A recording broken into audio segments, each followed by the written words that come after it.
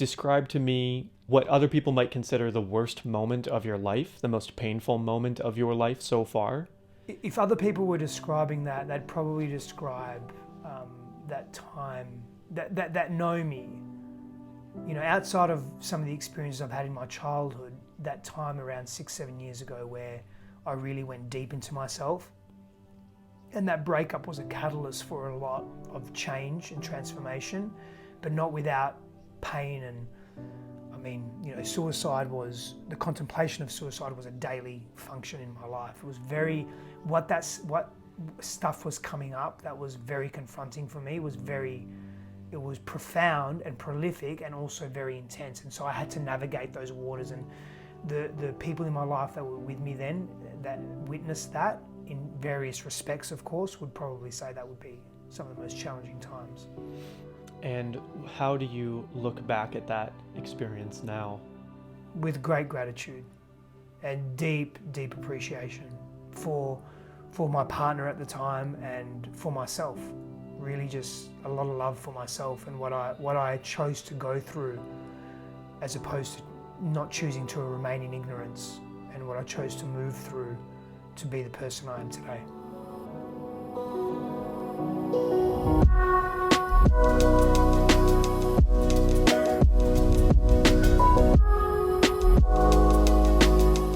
Hey guys, and welcome to the latest episode of Fulfillionaire Live. We are here in coronavirus. I'm in a bedroom with a bunch of blankets and pillows. If you haven't been seeing the Inspiring the World Through Media series, I've been teaching you on how to make better videos and better audio quality. You should go check that out because it's actually really funny sometimes, and I show you lots of helpful information. Today's episode is the second episode on self-love, maybe the most important part of becoming a Fulfillionaire. And we have an amazing guest today who is an old friend of mine that I met in Jamaica at A-Fest by Mind Valley. And he coaches men on how to be better men. And he's married to Christine Hassler, who coaches women on how to be better women. And they do a lot of other things, and I'm sure I'm doing a disservice by describing it in just those simple terms. But without any further ado, let's go ahead and meet the legend Stefanos Sifandos. There's essentially these buckets of life that I talk about. Bucket one is money, self-love, and health. And what I say is, if you don't fill bucket one, at least to the level that you feel is safe and secure, bucket two will be very hard for you, which is community and relationships. And if you don't fill community and relationships along with bucket one, it'll be very hard to fill bucket three, which is contributing to things that are bigger than yourself.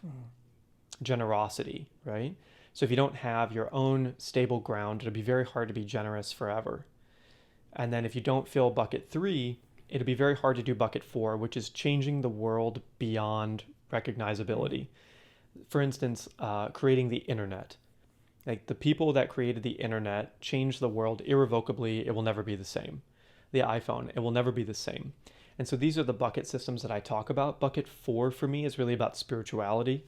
And so anyone that's gone through these really profound world changes, Steve Jobs and the like, have had these really spiritual backgrounds. And they've really come from a place of wonder of the universe. And I think that's a piece of what's allowed them to change the world at that scale. And also just the ambition that they wanted to. A lot of people could do it and maybe don't want to, and that's okay. Yeah. So the topic that I wanted to interview you about and talk to you about is self-love. Big one. And yeah, huge. Actually, I would consider the most important. So of bucket one, self-love is the one that kind of underlays and is the foundation to everything else being stable, with your money and your health, and then going further down the bucket system. And so the first question I have for you around self-love is, tell me about the internal monologue that goes through your head every day. Well, it varies every day. The internal monologue definitely changes, and it changes not so much what's happening in my environment, but how I'm choosing consciously and unconsciously to interact with my environment. My relationship to what I'm making things in my environment, people, circumstances, objects, things mean, what I'm making them mean. And so to really answer that question honestly, the normative monologue for me is definitely one of deepened appreciation and gratitude. Gratitude for myself, my health, how I move through the world, how I behave, what I think, what I feel.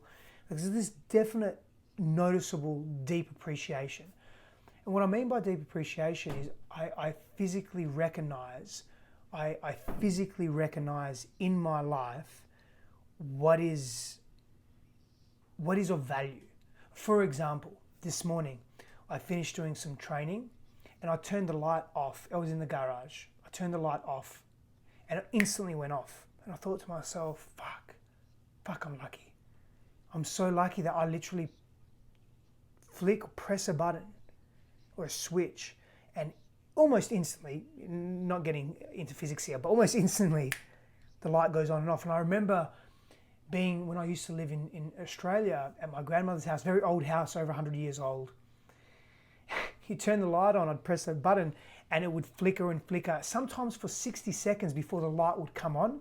And I remember myself years ago getting so frustrated. And I thought back this morning to that time, it came to me, I thought, wow, I was so fast-paced, so edgy, so erratic in my behavior back then.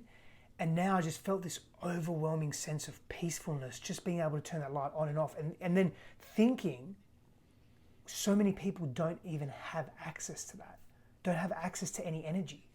And so that monologue of self-love for me, of appreciation, because I really connected to it in an intimate way, gratitude and appreciation and self-love, it fills me for most of the day. And then there are times when I revert back to old conditioned familiar patterns, which is I'm not good enough, I'm hard on myself, I have a very harsh inner tonality. If I drop something, I'm cursing and carrying on, I'm frustrated, I'm tense in my nervous system and physical being. And that comes from my environment, what I grew up with, what I witnessed, what I was exposed to.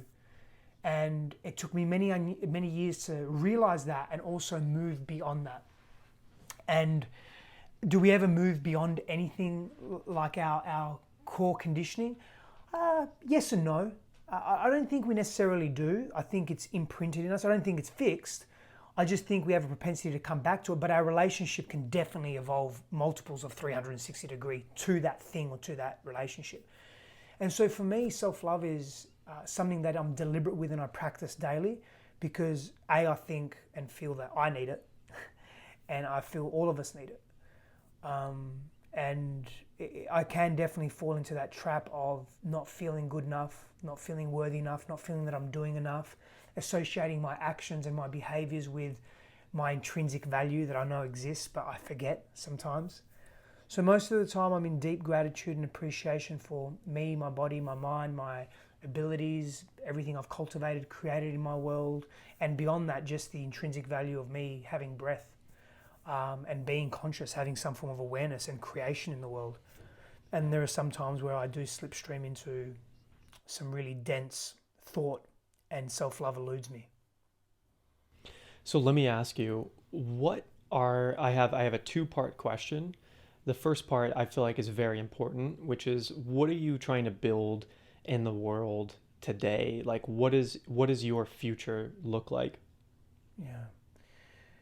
So immediately I answer that in two ways. What am I creating and building for myself? And what am I creating and building for everything that is not me per se, as the physical being of me? In other words, what's my service to humanity? How am I showing up in my relationships? How am I present? What characteristics and virtues am I valuing that I exhibit on a regular basis that contribute to making me me? And so what I'm creating in the world is exploration. What I'm creating in the world for me is curiosity. So break that down for me. When you say absolutely. Exploration and curiosity, Yeah. this might be really minutiae to you, but I think a lot of people would really benefit from hearing why you choose those words and what are some of the experiences that brought you to discover why those are so important. Yeah. So if I break down exploration and curiosity, it's creating mystery and unknown in my life, as much of that as possible, so that it's almost asking, well, what's next? What's possible? Because if I'm asking what's possible, yes, I'm creating containers and structures for something to exist, but I'm also not purposely filling those containers all of the time. I don't want to always be in the known. That's also boring to some extent, and it's not as exciting, and it diminishes for me exploration, and it numbs my curiosity. So I want to be in the mystery, and that is also surrendering to the present moment and surrendering to any future moments that I'm potentially creating as well. That doesn't mean I don't have a plan. Of course I have a plan. I have many Was there a plans. time in your life when you were living in complete known and comfort? Yeah, absolutely. Tell me about that. And there were times in my life where I was extremely unhappy and on edge. And I really struggled to be in uncertainty and the unknown. I really struggled to be in pain or anything that I couldn't control. Can you tell me about that specifically? Yeah, for sure. Where were you? How Yeah. old were you? And what were the situations?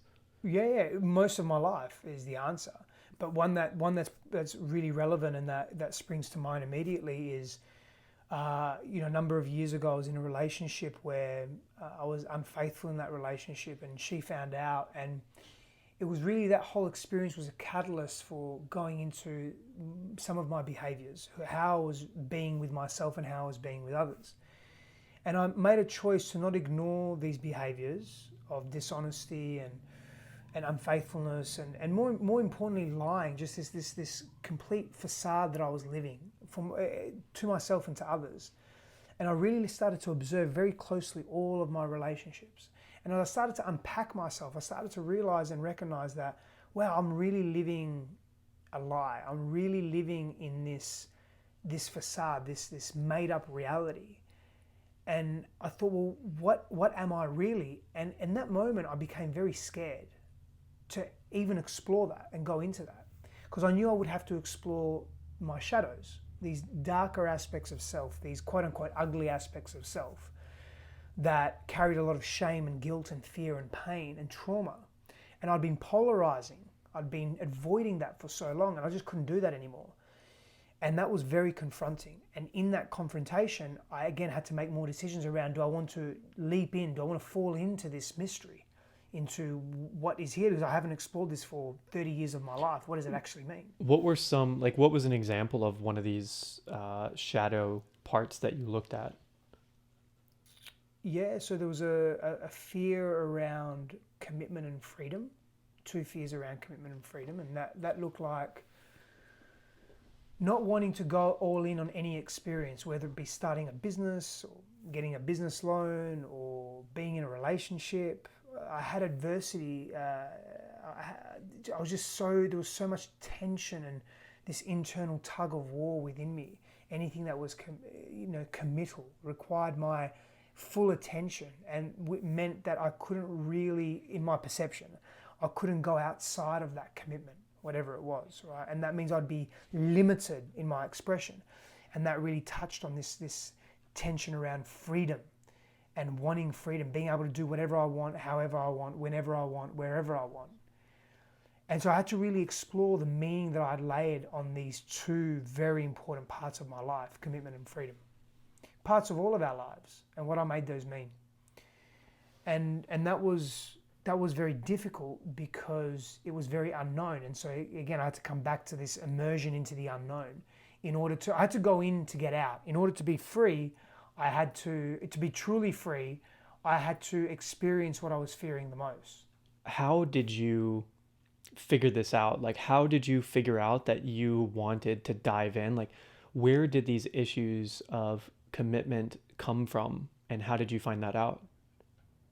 Well, they came from my upbringing, what I witnessed in my parents, the violence that I experienced, the abuse, their relationship dynamic, and what I made that mean, and how I interpreted that, and how I discovered and unpacked that was with support and help, and also journeying on my own. So I had counselors, I had psychologists, I had shamans, I had spiritual healers and guides. I had varying perspectives because I was very fragile within my own psyche because of what I was exploring. And so I couldn't do it, quote unquote, on my own. I needed guidance and support and mentorship. And so I sought that, and I created that in my life, in my world. And I also spent a great deal of time on my own exploring the inner chasms of my own psyche, my emotional state, and my spirituality. So it was a combination of both. And how would you recommend if someone feels like they're at that place where they want to find support, find mentorship, and they want to really go down this path? Now that you've been down so many of these paths, like what would be the steps that someone would take to go down this road? Find someone that you resonate with and trust, and find someone that's been into the darkness themselves, that's been into the very uncomfortable places themselves. Because it's those people that have a treasure map, that have a roadmap. And it's their own. However, the feeling is not unfamiliar. And so when they witness you going into very intense places, they can hold you through that without panic, which if they can hold you without panic, it doesn't add further fear to your already fearful process. And would you recommend finding this person physically, online? What would be the process there? It honestly, the resonance, the trust, and the characteristic of ensuring that they've been to those places as well within their own dynamic. That's the most important thing. I work both with physical and virtual, and both have merit and value. It really depends on the relationship dynamic and the individual. That's the most important thing. You can be a little more loose with in physical or virtual. Got it. So as an example, like I realize that there's some stuff going on that I don't like, that doesn't feel like me anymore. It used to feel like me, and then the curtain was pulled back, and I'm like, okay, I want to go through and I want to change this stuff. And what you're saying is I should try to find support, of course. I should look at my close relationships and figure out who's helping and who's not. And I should seek out someone who can be more of a mentor, more support. And to do that, maybe the most important thing is that I get along with this person and I trust this person intuitively. That's part of it. You also want to ensure they have skills. Like they literally have professional skills, training, and education in the matters of mind-body connection and mind-body and the psyche and understanding the emotional body as well. They're literally schooled in these things. It doesn't have to be traditional school, but they have legitimate education and experience as well in navigating these waters. They're not just some fucking rogue that say they can do this and do that. They also have frameworks that they can lean on. They also have other mentors themselves that they can lean on.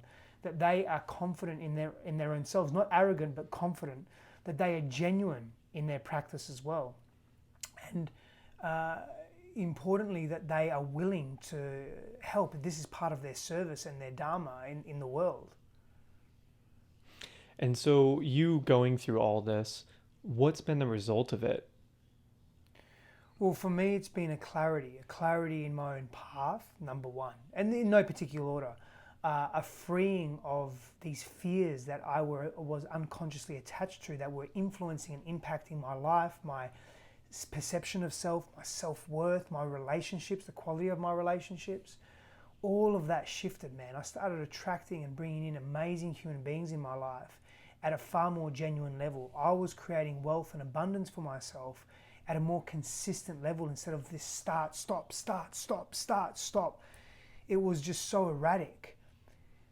The way I referred to myself, the way I related to myself shifted from that very dense, negative, energetic to one that was a lot lighter.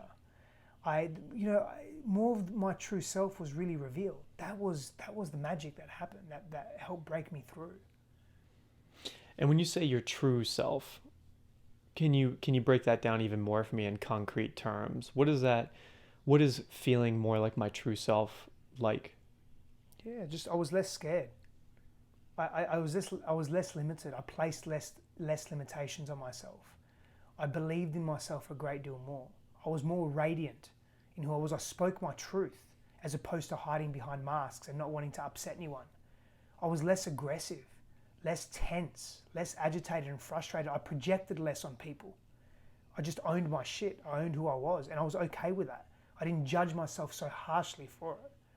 And the moment I stopped judging myself, or at least slowed that right down, I stopped judging others and started letting people in more. I became more vulnerable, but from a confident place, not from a leaky, watery place. And I became more fun-loving and light. I didn't sweat the small stuff like I used to. That's it there.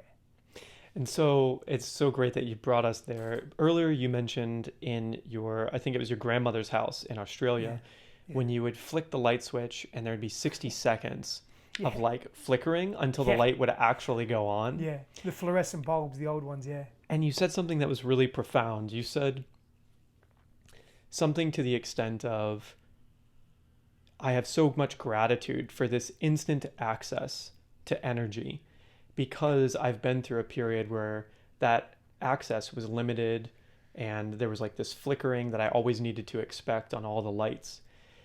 And it sounds like this journey you're talking about of realizing our shadows and then stepping into that unknown, right? This exploration and curiosity that you brought up is this, once you get through and into that unknown comfortably, it's like maybe that start stop flickering energy that you had became this instant access to just clean energy that now you can be grateful for.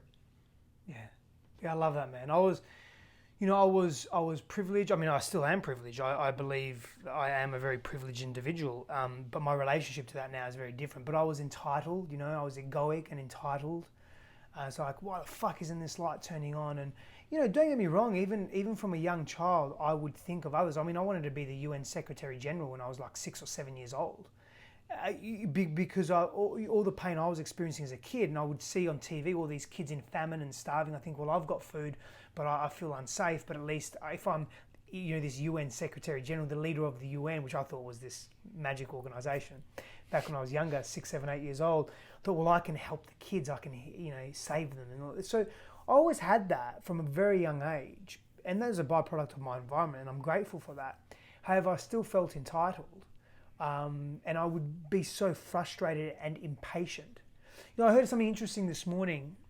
When I train, I listen to Advaita Vedanta a lot, and the Swami was speaking about patience, and he was saying patience isn't something bad happening to you or something that is annoying happening to you, and you are fuming inside yet you remain calm on the outside. That's not patience. Patience is when we're able to legitimately be calm within ourselves, be curious as to why is this happening for me, I'm paraphrasing now, and also be calm on the outside. So the outside of our behavior and expression reflects the inside of who we are. That is true patience. And so many people say patience as a virtue is just unparalleled. And from that perspective, it really is, because you sort of start to look at life and you start to understand this duality isn't really a duality. It's more of a blending. It's more of nothing bad's happening or nothing's good is happening. We become less controlled by the events in our lives and more open and curious to the experiences that unfold in patience. And I'm consciously doing my best to move more into that and not be so affected by things that happen, whether it's war, whether it's famine, whether it's someone telling me that I'm not good at something. Whatever it may be, right, is not taking it so personally into heart and just being with the experience and in observation.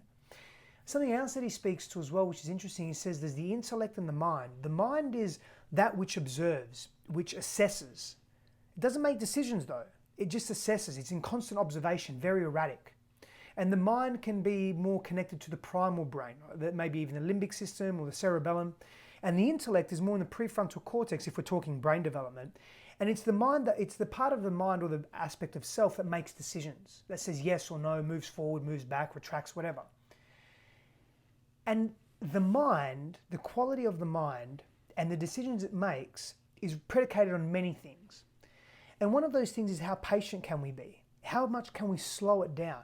And I notice in my life, when I slow life down, I grow. I'm more content. I'm less erratic. I feel more peaceful. I don't feel as stressed. I feel what I call desirable emotions and states as opposed to undesirable emotions and states. On Saturday, brother, I had a bit of a scare because I have a narrow esophagus. And for all of my life, every now and then, I'll either eat too fast or I'll eat the wrong combination of food or I'll be in haste, right? And it would get stuck and I'd have to regurgitate it. And sometimes it would just come straight back out. I'd drink some water and then the water would flush whatever remnants is out down and I could just continue to eat.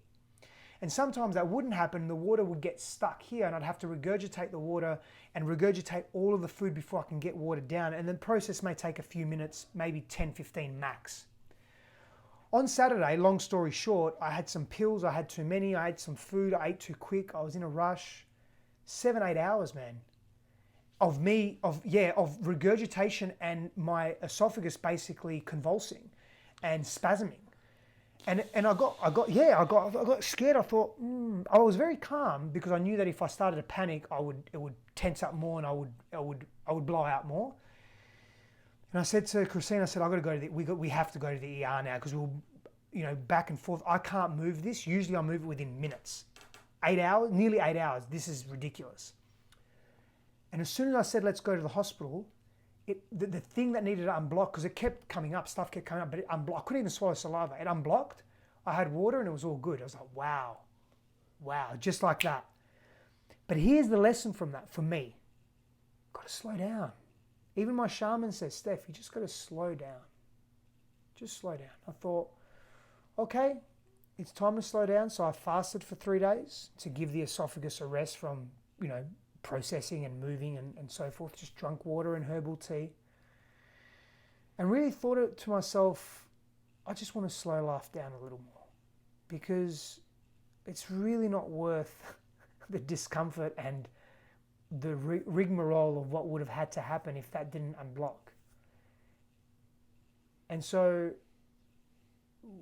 that mind that I referred to earlier that makes decisions can be informed greater when we slow life down. And we start unpacking our values and our beliefs and our models of reality and our pains and our fears and all the suppressed stuff that we have. And we begin that journey with being curious.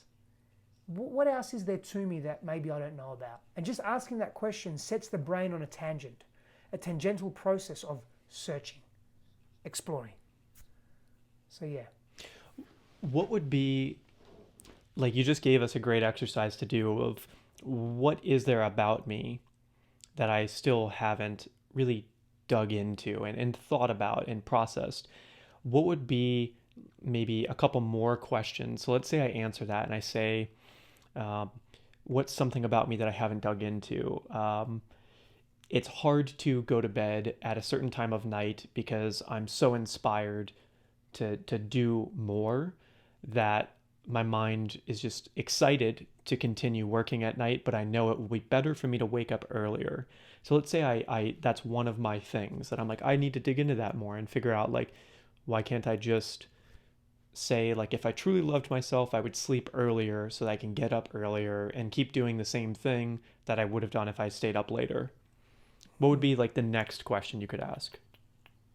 For me, the next question that I would ask is, why am I also not accepting that part of me as it is, and why am I not adapting around it? And then I would delve deeper into acceptance and self-worth and visibility and how I'm seen.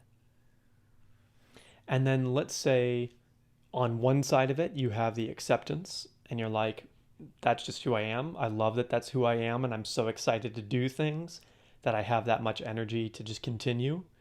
And on the other side, you're like, maybe I should just slow down, like you said, and try to go to bed earlier so that I can have this more productive start to the day rather than wake up later. And how do you, is there a right answer here, or how can I find what answer is gonna work for me? Yeah, and that's the key, is that work for you, because it's different for everyone. I mean, I think exploring all the important elements of that productive day, an early start to the day. Do I need that? Do I want that? Is being inspired and creating more important than having a particular model of how I need to function during the day? Is it okay if I'm getting up later? What am I making these things mean? What meaning am I layering on top of it? And just asking questions around all the important elements of this and sitting with it. If we're in a more intellectual cognitive process, right?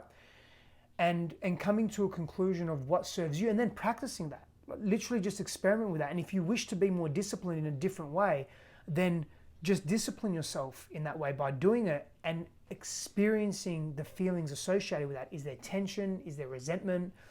Is there anxiety? And then going into those feelings And we go into those feelings by sitting with them and being with them, not distracting ourselves. So then we create space for ourselves for those feelings to be felt. And it's in that process that the parts of us that we are unfamiliar with begin to unravel themselves and present themselves to us. I've got two things. Number one, it sounds like, and I can cut this later if this isn't the truth, but it sounds like maybe the greatest tip you've given so far is any time we feel like distracting ourselves probably is the best time to do anything but distract ourselves. Yeah, do not fucking cut that out. That's gold. That's everything right there. Is lean in to that which we are attempting to avoid. That's where the magic is. That's where the value is. That's where the worth is. That's where the money is. That's where it all is right there. Is in that mystery. You nailed it, man. That's exactly it. Feel the feelings. Feel the feelings to free ourselves. And freedom represents different things for different people. But freedom is that expansive energy. We all crave freedom. Freedom parallel to synonymous with love. We crave that because that's what we are in our truest selves. Is that expansiveness, that expansion. It's never ending, right? However, and you talk about that spirituality. To me, it's expansion and connectedness. It's that there. It's the darkness. It's the potential. It's the infinite potential. It's where everything exists and nothing exists simultaneously, which is difficult for us to conceptualize as 3D human physical beings as well. And anyone that's gone into any form of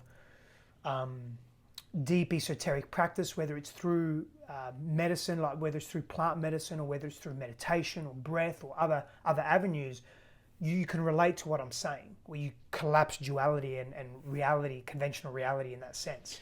Do you have any favorite book recommendations on these topics of, like, if someone was new to this and this is the first time they're hearing this conversation, but they're really resonating and saying, like, fuck, I hate myself sometimes and I don't want to do that. What's my first couple steps if I want to just dip my toes in and I'm like, I want to change and I want to love myself? Yeah, I would start. I mean, there's many books around self-love. You can just do a Google search or Amazon search, self-love book, no problem. So when you first asked me that question, intuitively what came up was Joe Dispenza. I would go to Joe Dispenza as a reference point to start to understand the nature of or the potential nature of our reality. And then I would go and delve deeper into self-love. Who could I recommend for self-love? I mean, Byron Katie's great for some self-love practice, more modern, conventional. For me, I lean into Eastern mysticism. It has all the answers for me, or all the questions rather than the answers. So Advaita Vedanta or Vedantic philosophy is really powerful. And some of the ancient texts, with ancient Greek, ancient Rome. But start with Joe Dispenza. I think people will get a lot out of that. He has a more masculine way of expressing himself, but that's not wrong or right. It's just, is it relatable to you? Radical Self-Compassion is a good book as well. That's actually a really good book. Start there too. Very easy to read. I can't remember the author though. Beautiful. And I know you do a lot of coaching specifically for men, but I know you've done a lot for women as well, and you're stepping more into that space. Do you have anything that people can get access to that kind of gets them started on this journey? You mean actions they can take?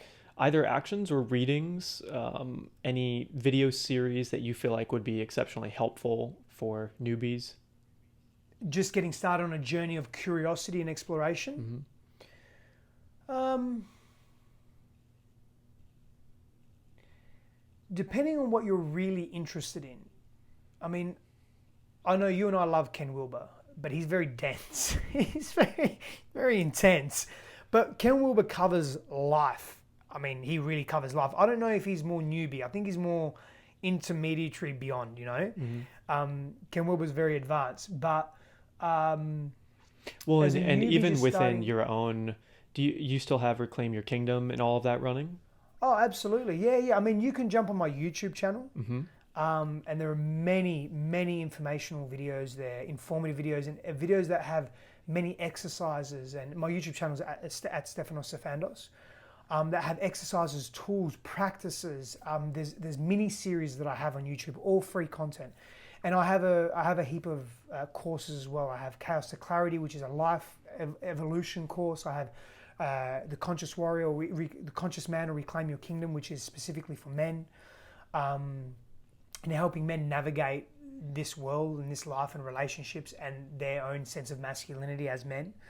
I have another course I'm a part of, my beloved and I, Christine. It's called Mastery. Again, just really helping us identify in the world. Mastery is an amazing course, actually. It really covers every area of life in very simple, succinct ways: emotional, physical, spiritual, psychological, relationship, the health aspect of life. So there's some really good stuff there. Yeah, absolutely. Beautiful. And let me know, how much time do I have with you left? Couple of minutes. Okay. Let me ask you this one big question. I'll do the intro Yeah. after you have to go.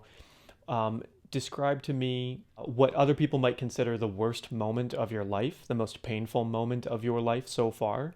If other people were describing that, they'd probably describe that time, that know me.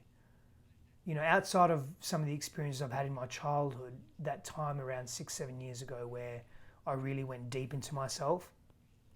And that breakup was a catalyst for a lot of change and transformation, but not without pain. And I mean, you know, the contemplation of suicide was a daily function in my life. It was what stuff was coming up that was very confronting for me. It was profound and prolific and also very intense. And so I had to navigate those waters, and the people in my life that were with me then that witnessed that, in various respects, of course, would probably say that would be some of the most challenging times. And how do you look back at that experience now? With great gratitude and deep appreciation for my partner at the time and for myself. Really just a lot of love for myself and what I chose to go through, as opposed to not choosing to remain in ignorance, and what I chose to move through to be the person I am today. Beautiful. Well, thank you for being on the show, and I'll get to do your introduction in a minute here. Thanks for just making it all work, and I'm excited to see your new video set up soon, and I think people are going to get a lot out of this, and I'm excited to share it with them. So hopefully we get to do another one soon, maybe even if I come through Austin.